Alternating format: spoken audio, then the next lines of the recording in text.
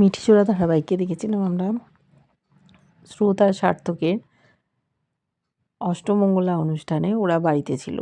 সকাল হয়ে গেছে, ওরা একই খাটে শুয়ে আছে একই সাথে। সার্থকের ঘুম ভেঙে গেছে, রোদ পড়েছে তাই দেখছে পাশে স্রোত। বিশ্বাস করতে পারেনি যে দুজন একসাথে আছে। স্রোতেরও ঘুমটা একটু ভেঙে গেছে, তাকিয়ে দেখেছে সার্থক। মুখোমুখি হতেই ও চমকে গেছে। একসাথে শুয়ে আছে, উঠতে যাচ্ছিল, বলছে আরে আরে পড়ে যাবে, তুমি আস্তে করে ওঠো। তখন বলছে আপনি এখানে? বলছে কেন? বললো যে আমার মুখের সামনে আপনি নিঃশ্বাস নিচ্ছেন, এটা আমি সহ্য করতে পারছি না। সকাল হতেই দুজনে ঝগড়া লাগিয়ে দিয়েছে। তারপর বলছে আমি সকলকে বলে দেবো আরশোলা দেখে আপনি ভয় পেয়েছেন, আটকাচ্ছে। স্রোত এরম করো না, এরম ছেলে মানুষই করো না, আমার মান সম্মান থাকবে না, সবাই হাসাহাসি করবে। তখন খুব হাসছে স্রোত। ও বলল আচ্ছা ঠিক আছে, আমি কাউকে বলবো না। দেখেছি ওরা সমস্ত অনুষ্ঠান শেষে বাড়ি চলে গেছে। বাড়ি গিয়ে দেখছে ওদের যে বিরাট সোফা সেটা ঘরে নেই, সিঙ্গেল সোফা। বলছে কি হলো, এখানে সোফাগুলো নেই কেন? এসছে পিসিমণি, বলছে দেখ ওই সোফাটা নিচে আছে। বলছে নিচে মানে? ওর বাবা চলে এসছে। তখন বলছে দেখ তুই সোফাটা তো বাড়ির জন্যই কিনেছিলি, আমি নিচে নিয়ে গেছি, আর তুই বলছিলি স্রোতের বন্ধু বান্ধব আসবে, পড়াশুনো করবে, এই সিঙ্গেল সোফাগুলোই ঠিক আছে। বলছে আমি কিনলাম এক পারপাসে, তোমরা এরকম করলে কেন করলে? কোথায়, আমি তো নিচে দেখলাম না। স্রোত বলল আমি তো নিচ দিয়ে আস্তে আস্তে দেখলাম বাইরে ঘরেই রয়েছে। বলল তাহলে আগের সোফাটা কি করলে? বলল ওর বাবা যে ওটা পুরনো হয়ে গেছে, তাই আমি ওটা ফেলে দিয়েছি। রেগে যাচ্ছে। এবার একটাই খাট, দুজনকে শুতে হবে। ওর বাবা আর পিসিমণি আন্দাজ করেছিল, এই জন্যই হয়তো সার্থক নিয়ে এসছে, তাই সেই ব্যবস্থা করে দিল যাতে ওদের ছাড়াছাড়ি না হয়। ওদিকে অনির্বাণ সকাল সকাল ওর মার ঘরে গেছে, মাকে চা দিয়েছে কাজের মেয়েটা। সেও তো মজা দেখছে যে দুই বউ নিয়ে দাদাবাবু এই বাড়িতে আছে, আবার মা এসছে, মাও তো সুবিধের লোক না, ঝামেলা করে। তারপর অনির্বাণকে দেখে বলছে কী ব্যাপার তুমি সকাল সকাল? বলছে তুমি কোয়েলকে কি বলেছো? বলছে কোয়েল কিছু বলেছে তোমায়? বলছে না, ও কিছু বলেনি। কোয়েল বলছে আমি বাড়ির থেকে চলে যাব, ও একটা অসুস্থ মানুষ। বলছে তুমি কি করছো, নিজে ভেবে দেখেছো? প্রাক্তন আর বর্তমান স্ত্রী দুজনেই একই বাড়িতে, এরম কেউ থাকে? তখন বলছে দেখো মা, আমি যেটা সিদ্ধান্ত নিয়েছি, রাই আমি দুজনে একসাথে। কোয়েল এই বাড়িতে থাকবে, ও অসুস্থ, আমারও একটা দায়িত্ব আছে। কিন্তু ওর মা কিছুতেই ওকে বোঝাতে পারছে না। বলছে তুমি কি ওর প্রতি দুর্বল হয়ে যাচ্ছ? আচ্ছা বলো তো, রাই আর তুমি কোথায় সংসার করবে? ওকে তুমি আলাদা বন্দোবস্ত করে দাও, আমি তো বলছি।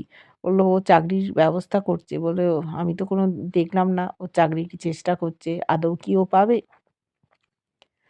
তুমি ওকে সাহায্য করতে চাইছো করো, কিন্তু নিজের সংসারটাও গুছিয়ে নাও, ওকে অন্য জায়গায় রাখো।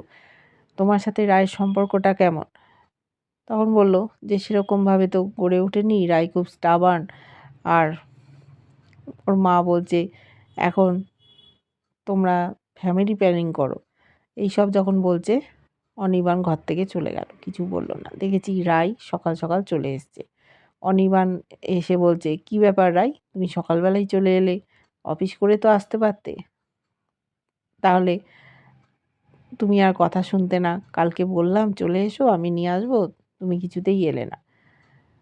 ও বলল যে কেন, আমি এসছি বলে তোমার কি কোনো অসুবিধে হচ্ছে? বলছে না, তুমি এই যে আমি সামনে দেখছি তোমাকে কথা শোনাচ্ছি, এগুলো তোমার ভালো লাগবে না, সেই জন্যই তোমাকে বললাম। এবার বলল যে তুমি তোমার স্ত্রীকে অসম্মান করতে পারো, যে একজন ক্যান্সারের পেশেন্ট, তাকে আমি রান্না করতে বলেছি, সেই জন্য তুমি কত কথাই শোনালে, তুমি তো অনেক কিছুই পারো। তখন অনির্বাণ বলল এটা তো ঠিক, ও অসুস্থ, রান্না করছে, আমার মাথাটা গরম হয়ে গেছিলো, যে কেউ হলেই হতো। বলছে যে কেউ হলেই হতো? তুমি এইভাবে রিঅ্যাক্ট করতে? কেন তুমি করেছো? সব সময় আমাকে এরকম কথা শোনাও, আমার এগুলো ভালো লাগে না। এই নিয়ে দুজনের মধ্যে ঝামেলা লেগে গেছে। অনির্বাণ ঘর থেকে চলে গেল। ও অফিসে ফোন করে বলল একটু পরে বেরোবে আর রাত অবধি কাজ করে ফিরবে। সেই সময় ওর শাশুড়ি মা ঘরে ঢুকেছে। ঢুকে বলছে, "রাই আসবো?" বলছে, "হ্যাঁ, আসুন।" বলছে, "আন্টি, আঙ্কেল কেমন আছে?" বলল, "মাঝে, মাঝে তো ফোন করে কথা বলতে পারো। আমাদের একদম বাতিলের খাতায় রেখেছো?" বলল, "না, আমি তো অনির্বাণের কাছে সব খবরাখবর পাই, ওই জন্য আর ফোন করি না।"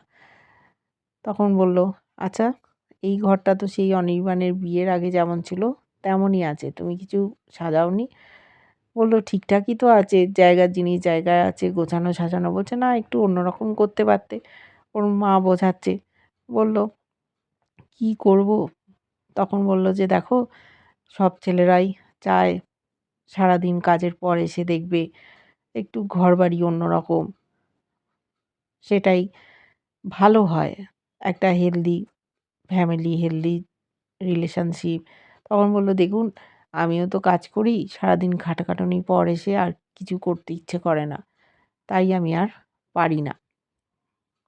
এবার ওর শাশুড়ি মা বোঝাচ্ছে, "তুমি চেষ্টা করো, ঘরটাকে ঘর বানাও। দেখো, অনির্বাণের বাবা ব্যবসা করে। আমি তো কিছু করতে পারতাম, কিন্তু করিনি কেন বলো তো? ছেলেরা টাকা রোজগার করবে আর মেয়েরা সংসারটা সামাল দেবে। এটাই স্বাভাবিক। আর আমি যদি বাইরে বাইরে ঘুরি, সংসারটা কে দেখবে? তুমি আগে চাকরি করতে, তোমার বাপের বাড়িতে দরকার ছিল তাদের জন্য, কিন্তু এখন কি দরকার? তুমি চাকরি ছেড়ে দাও। অনির্বাণ সাহায্য করেছিল, তোমার দাদা সুস্থ হয়ে গেছে, সে এখন চাকরি করছে। তোমার ওপর তো ওরা নির্ভরশীল না।"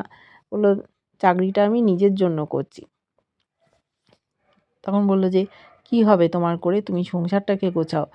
তোমরা কোনো ফ্যামিলি প্ল্যানিং করোনি?" ও এবার চুপ করে গেছে। বলছে, "অনির্বাণ কিছু বলেনি?" বলছে, "কই না তো।" তখন বলছে যে, "এই মুহূর্তে আমরা কিছু করতে পারবো না। কারণ আমার তো একটা বড় অপারেশন হয়েছে। আমাকে ডাক্তার বলেছে যে এই সময় কিছু হলে মিসক্যারেজ হতে পারে, প্রাণহানি হতে পারে। তাই ১ বছর পর টেস্ট হবে। টেস্টের পর জানতে পারবো ঠিকঠাক আছি কি না। এমনও হতে পারে আমি কোনোদিন মা হতে পারবো না।" বলছে, "সে কি, তুমি মা হতে পারবে না? এ কথা তো অনির্বাণ জানায়নি।" বলছে, "এত কথা বলে, এইসব বলেনি? কেন বলেনি?" তখন বলল, "যদি সেরকম মনে করি আমি একটা বাচ্চা অ্যাডপ্ট করব।" আ বলছে, "একটা বাইরের থেকে একটা বাচ্চা নিয়ে আসবে, সে আমার ছেলেকে বাবা বলে ডাকবে?" বলছে, "আমি তো তা বলিনি, আমাকে মা বলবে। আর আমি সেই জন্যেই রোজগার করব। আমার চাকরিটা খুব দরকার।" ওর মা অবাক হয়ে যাচ্ছে, বিরক্ত হচ্ছে। কার না কার ভিখিরির বাচ্চা, সে আসবে ওদের পরিবারে, সে সম্পত্তি ভোগ করবে, এটা কিছুতেই মানতে পারছে না। অনির্বাণের সাথে কথা বলেছে। বলছে, "অনির্বাণ, তুমি তো আমাকে বলোনি রায়ের এরকম কন্ডিশন?" বলছে, "কি বলবো?" বলল যে ও একটা অ্যাডপ্ট করবে বাচ্চা। বলছে সে আসবে আর তোমাকে বাবা বলবে, আমাদের সঙ্গে সম্পর্ক পাতাবে, আমাদের সম্পত্তি ভোগ করবে। এটা তো হতে পারে না। কি করবে তুমি ভাবতে পারছো? ওর কিছু বলার নেই। ওর সংসারটা পুরো ঘেঁটে গেছে। ওদিকে কোয়েল নীলুকে ফোন করছে। নীলুকে বলছে যে, "আমি অনির্বাণকে অনেকটা কনভিন্স করে ফেলেছি। আস্তে, আস্তে সব ঠিক হয়ে যাবে মনে হচ্ছে।" বলছে, "বাহ! তুমি এতদূর এগিয়ে গেছো?" বলল, "হ্যাঁ।" "তুমি কি কাল অনির্বাণদার সাথে রাতে ছিলে?" বলছে, "না, ওরকম থাকিনি। আর আমার তো সেই আগের শাশুড়ি মা এসছে, সে তো কঠিন মানুষ।" বলছে, "হ্যাঁ, আমি জানি, দিদিভাই তো এখানে ছিল। তাহলে তুমি কিছু করলে না কেন?" তখন বলছে, "আমি তো চেষ্টা করছি, আর হয়তো আ বেশি দূর নেই। আমি অনির্বাণকে ঠিক কাছে টেনে নেব।" তখন বলছে, "বাহ! খুব ভালো।" আ আর বলল যে, "এখন আমি বেশি ফোন করতে পারছি না। কেননা অনির্বাণের মা বড্ড এদিক ওদিক করে, সন্দেহ করতে পারে।" বলছে, "তাহলে কি আমি ফোন রেখে দেবো?" বলছে, "না, না, তোমায় রাখতে হবে না। এই তোমার সাথেই আমি কথা বলছি। খবরটা দিতে পারছিলাম না। রাই তো এসছে। অনির্বাণের সাথে দেখলাম যে খুব ঝামেলা হচ্ছে।" তারপর বলল, "কেউ একটা এদিকে আসছে মনে হচ্ছে।" বলছে, "ও তাই?" বলছে, "ঠিক আছে, ফোনটা রেখে দাও।" ফোন রেখে দিল। রাই ওর ঘরে এসছে। কোয়েলকে বলল যে, "দেখো কোয়েল, তুমি একদম রান্নাবাড়ি করবে না, আগুনের ধারে যাবে না। ঘরের মধ্যে থেকেও নমিতাদি সব করবে। আর আমি অফিসে যাচ্ছি, সাবধানে থেকো।"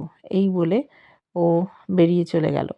কোয়েল মনে মনে বলছে, "তুমি কি ভাবলে আমি কিছু করব না? আমি সব করব। অনির্বাণকে দেখাবো আমি কাজ করছি। এই করে ওর সহানুভূতি আদায় করব।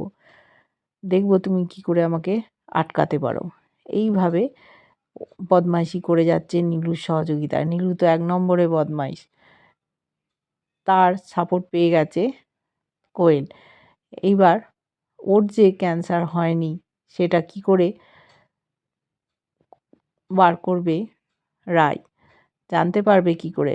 আর যেদিন অনির্বাণ জানবে যে কোয়েল মিথ্যের আশ্রয় নিয়েছে, আবার ওকে একবার ঠকিয়েছিল, ওরই বন্ধুর সাথে ভাব ভালোবাসা করে প্রেগনেন্ট হয়ে বাড়ি ছেড়ে চলে গেছিল, খুব আঘাত পেয়েছিল, তারপর থেকে ও কাউকে আর ভালোবাসতে পারেনি, কিন্তু রায়কে দেখার পর রায়ের প্রতি আকৃষ্ট হয়েছিল, ওকে আবার নতুন করে পাওয়ার চেষ্টা করেছিল, কিন্তু আবার যখন ও সংসার করতে চাইলো সেই সময় ঢুকে গেল ওদের জীবনে কোয়েল। এবারও কোয়েল ওকে সর্বহারা করে বেরিয়ে যাওয়ার প্ল্যান করেছে। রাই ওকে ধরবে, কি করে ধরবে সেটাই আমরা দেখতে থাকবো। কেমন লাগছে তোমাদের এই নতুন নতুন আপডেটগুলো অবশ্যই লাইক কমেন্ট করে জানিও। ভালো লাগলে লাইক কমেন্ট সাবস্ক্রাইব করা, যারা ফেসবুক পেজ থেকে দেখছো ফলো করে সাথে থাকার অনুরোধ রইল। এটা আমার নতুন চ্যানেল, আশা করি তোমরা এতদিনে বুঝে গেছো সিনেমিডিয়া ছিল আমার চ্যানেল, আর এটা সিনেমিডিয়া 2।